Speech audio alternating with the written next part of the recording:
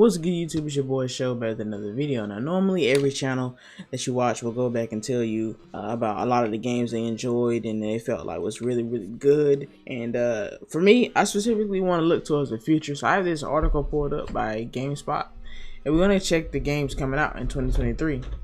And to be honest with you, 2022 was a good year in gaming. I guess since I'm not giving you guys that video, I can name off a few right now. I love God of War. I love Persona on Switch. I love Pokemon Scarlet and Violet. I mean, to a certain extent. Obviously, you know, technical issues were annoying, but I love playing competitive, so that was cool too. I love Pokemon Legends Arceus, one of my favorite games of the year.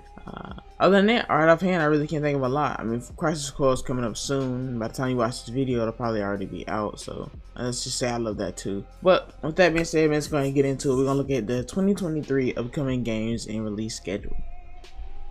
Okay, it's an article by Gabe Gerwin. We're gonna read this stuff. We're gonna just go straight into the months here. So January, this is gonna be an amazing month for January for me, because this is a JRPG fan's dream. Because for one, I love One Piece. You know, I'm all the way caught up. I'm really a big fan of One Piece. And One Piece Odyssey is a game I've been looking for a minute. And this seems to be the first game that's coming out on January 13th. You know, January 13th is the day it comes out, and it's the first game out of all these games that come out. So something I can kind of sink my teeth into. So it won't be long before we get this one, and then we move down. We get Persona 4 Golden. I played this on PSP and PS Vita, and I really love this game. I'll be honest. I really felt like it was a great game, and it needed just to be on more systems. I feel like it needed to be not an exclusive to the PS Vita, because it was just kind of dying over there. I love that it really got me into the series. I never played Persona 3 Portable. I wish that they would have did a Crisis Core thing with this, because I know that the portable version, it cuts out a lot of features. You know, there's a lot of different features that was in the PS2 version that they cut out in the 3 version. Because they made it portable, they made it for PSP, so they really couldn't handle everything the PS2 could. So obviously, not the greatest, but it's whatever. Now these two games right here is something I'm interested in. And this one in particular, Forspoken, comes out January 24th, and I'm kind of iffy on it. I think the story is not going to be as great as I want it to be. I like the movement. I like the way you can move and stuff. I played the demo, as you can see. I have a video of me playing the demo on the game, but for me, it's just kind of, I don't know. It's good. I don't know if it's $70 worth. The story is, I went back and seen some of the cutscenes, and I'm not saying it's a bad story, but there's a lot of edginess in there that's just kind of irritating. I hate games that want to do that. But the combat looks interesting. The magical abilities look cool. So I'm kind of sold on that. But as far as like the story, we will see later on in the life of January. Now, Fire Emblem Engage, I skipped this one on purpose because this one is probably, I don't know, well, either One Piece or Fire Emblem Engage is my most anticipated game of January, because I love Fire Emblem Three Houses. The idea they're doing with Engage is absolutely fantastic. You get to go and play with a lot of the souls and spirits of the old heroes, you know, so I'll be able to possibly play with Ike. I didn't never play Fire Emblem where they had Ike as the main character, but I got my nickname because I was dominated with him in Smash, you know, so I really love the character. I really love Marth and Roy and everybody from Smash and the Smash family for Fire Emblem. So this one in itself will be interesting for me to kind of pick up. I think this is going to be my most funnest. One Piece Odyssey is kind of like up in the air right now. I've seen games do their JRPG route before with anime, and it doesn't quite work out the best. So we'll see. Warlander, Oddballers, Dead Space. Dead Space, I'm assuming, is a remake. Don't know much about it. You know, me personally, I'm just going to talk about the games I really know about. But Dead Space, I know for a fact, is a remake because it's a remake of an older game, which is actually fire. I played a little bit of it. It was cool. So for me, January for a JRPG fan is going to be amazing. Alright, February. Let's see. Deliver Us Mars, Clash, Artifacts of Chaos. If any of these games you see that I'm kind of skipping by and I don't really mention and you think it's going to be a great game, let me know in the comments below, because I do want to be able to play some more games that I feel like are really out of my comfort zone. Alright, so this is the big one for February for me, Hogwarts Legacy. I think this one in particular is kind of up in the air too. I really would like to get a demo on this to see how it plays. It looks great. The character customization looks great, and I mean, it's coming on every system but the Switch, it seems. So, you know, I'm definitely picking this up. I'm kind of a low tier Harry Potter fan, so I'm not gonna say that I'm the best on that, but I do like the series. I think it's cool. Yeah, Wanted, Blanc, I don't know, Theater Hymn, Final Bar Line. Okay, this is another interesting one right here. Tales of Symphonia. Now, I know of this game, but I've never played it. I heard it was really, really great, but I never got the chance to play it, so it'll be interesting to see what it feels like on PS4 and Xbox Series S. Obviously, it doesn't seem like it has a PS5 version, but I'm assuming they might because they have Xbox Series X and S up here. So I'm assuming they probably will have a PS5 version. I'll probably pick it up for PS5 because even though Switch is cool, I would like to see it with better graphics. What time? Then we got Wild Hearts, Atomic Heart. Don't really know what that is. Like a Dragon Ishin. Like a Dragon Ishin. That seems pretty fire. I mean, I love Yakuza, which is now called Like a Dragon. And now the series now is called Like a Dragon. It's changed from what it used to be, which was Yakuza.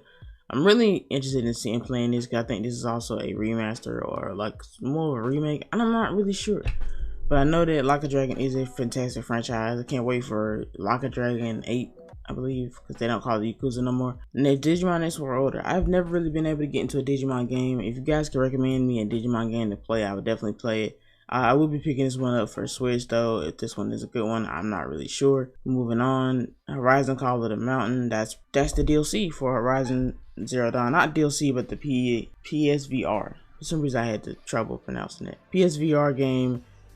For me, I'm not really getting the PSVR. If I'm being honest with you, it's a little too pricey right now. I wait till it drops to like a couple $100. You know, I want to wait at this point. Blood Bowl 3, interesting. Company of Heroes 3, Sons of the Forest, Atelier Riser, also another really interesting game. I've never completed an Atelier game. I've played a couple of them. I think my favorite one was Dusk, I believe it was called, but I've never completed any one. So I really can't be a full knowledge on what this game could entail.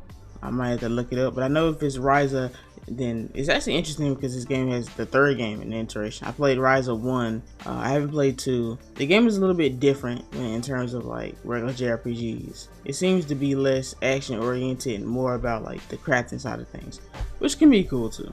And the Kirby game, Return to Dreamland Deluxe, Octopath Traveler 2, that's gonna be a little sleeper here right there. Octopath Traveler 1 was fantastic, and I think it won some awards. It was a really good game, to be honest. But its list is kind of long, so we'll move through it. Destiny 2 Lightfall, I know a lot of people personally are waiting for this. They are waiting for this specifically, and it'll probably close out February in a good note. Like I said, a couple things to look forward to in February for me. Okay, in March we got The Day Before, The Last of Us for PC.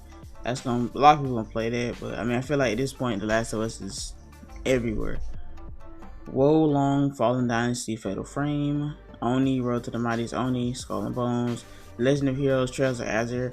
I am a big fan of the Legend of Heroes series. I feel like they are a bit outdated, if I'm being honest myself though. I feel like they really could do a lot more like with a newer game. I'm not sure on this one in particular because I haven't seen much of it, but I'm pretty sure this is a port from a game that was already released in Japan, like most of them are. But I do love the series. I am currently on 4. I have not played more than I think I'm like halfway on 4, and I kind of stopped there because I switched systems and I lost my data, so I had to restart everything over again. I thought about playing it on Switch. Now I saw this at the Game Awards, Bayonetta Origins, Cerzia, and the Lost Demon. I guess for you, if you are somebody that really loves Bayonetta, this would be the game for you. I saw the Game Awards, it did not interest me like that. I didn't really feel like it was gonna be good, but that's just me specifically. Now Jedi Survivor is the big game in March for me because I feel like I love the first one, the Fallen Order game. When I played it, I really wanted to get into the backstory of Star Wars. If I had to choose, I'm like a mid-tier Star Wars fan. Like I've seen all of the movies, I've seen most of the shows. I played most of the games. I'm pretty sure most of the games. Star Wars has a lot of games. I've at least played most of them. Not necessarily like put amazing hours into it, but I played most of them. I played the first Star Wars, Fallen Order, and I thought it was fantastic. So definitely picking this one up. Storyteller, Resident Evil 4 Remake. That's going to be a really big one for March too. Not for me specifically, but a really big one. Crime Boss. April is kind of dry. We don't really know what's going on with April. We got Dead Island 2 though. Now obviously these later months are for games that will be pretty much getting announced, and they'll be like, oh, they're coming out in April, they're coming out in May, and they're not really out yet. So now this little April, May, and June is actually pretty interesting. Okay, April's not that bad. I mean, it's got Dead Island 2 at the very end of April, which is kind of crazy, but it's not bad. It's not bad at all. May has some big heavy hitters in my opinion. I kind of wish the orders were reversed, if I'm being honest, because The Legend of Zelda Tears of the Kingdom is the sequel to Breath of the Wild, and it's going to be one of the biggest games of the year. I think this game right here will probably win Game of the Year just because it's so expected. If they can really pull it off and make it a great game, then it'll probably end up winning Game of the Year. Suicide Squad could have just lead. They just dropped the trailer showing that Kevin Conroy was still gonna be voicing Batman, so yeah. I mean, if I'm being honest, that's up. That's gonna be W. Because it's amazing they be able to play his final game. So I know the game's gonna sell well in my opinion, because I feel like a lot of people are gonna play it because of Kevin Conroy and the amazing work that he did in the game. In June, for me, has my game of the year, Street Fighter 6. No, not Street Fighter 6, I'm just joking. But Street Fighter 6 is cool, it's coming out. We know that Diablo 4 looks like it's coming out, and that's gonna be interesting in itself. Final Fantasy 16 for me is my game of the year. That's gonna be my game of the year. That's the latest game on this list. They don't have any other games for any other months. They have a lot of to be announced. One of the to be announced that I didn't realize that they didn't announce yet. I thought they said it was gonna be January, but Disgaea. I didn't see Disgaea up here, which is kind of annoying because, you know, I'm really interested in seeing what Disgaea is gonna talk about. So we're gonna skim through this and see some games I see. Okay, we got Alan Wake 2. After they remaster of Alan Wake, I don't know if anybody be picking this up. I'll probably pick it up though. I love the Alan Wake, the original one, it was cool. But the remake, the remaster they came out with was trash. We got Arc 2. That should be interesting because I missed out on the first Arc, but I've seen so many people play it and have a lot of fun with it. So Arc 2 probably is on a better system, so it'll be cool. Assassin's Creed Mirage.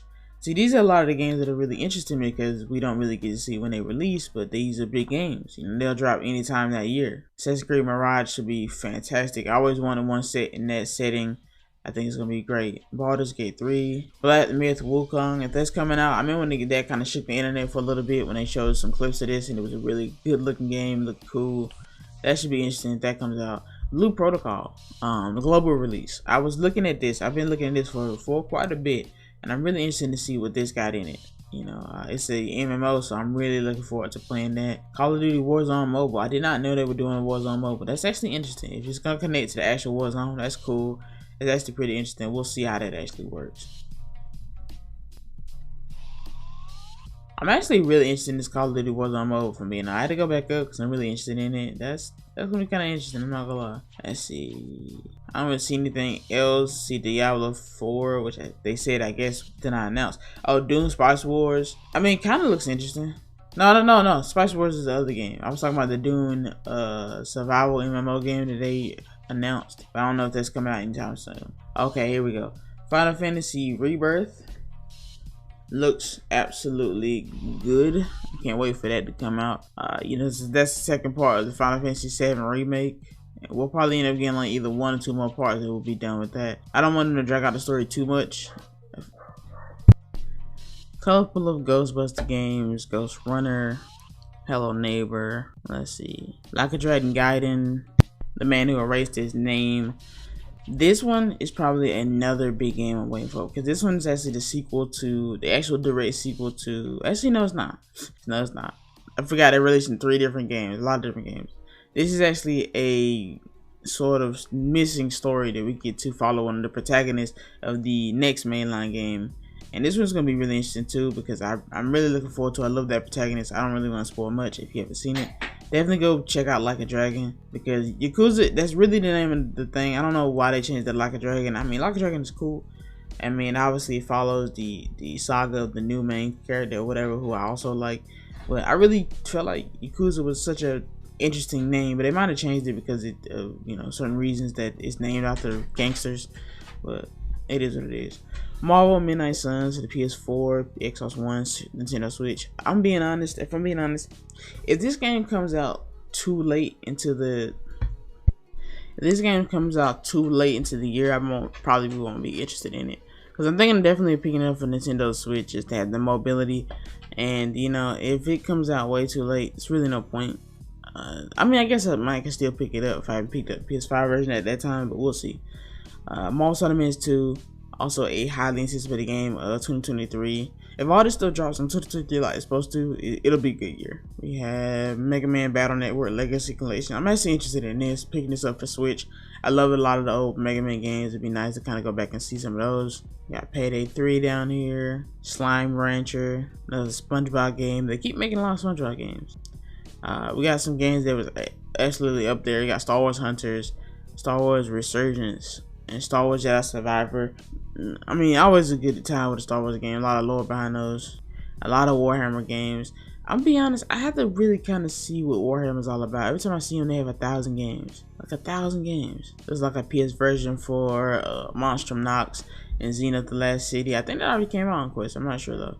But with that being said, guys, I do want to mention one thing. They didn't mention Kakarot. Also comes out in January. I forgot. That's actually gonna be pretty interesting too. It's a little filler. I think that maybe comes out before Odyssey. I'm not sure, but that's gonna be interesting too, just to see what that looks like. So with that being said, guys, thanks for watching. Please like and subscribe. I'll see you guys next video. What game are you looking forward to?